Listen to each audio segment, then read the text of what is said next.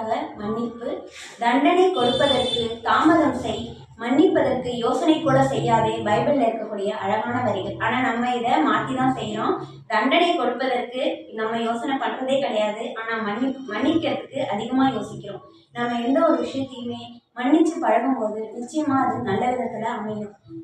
மிகப்பெரிய தண்டனைங்கிறதே மன்னிப்பு தான். நம்ம ஒருத்தரை மன்னிச்சோம் அப்படின்னாலே அது நாம அவங்களுக்கு கொடுக்கக்கூடிய மிகப்பெரிய தண்டனை.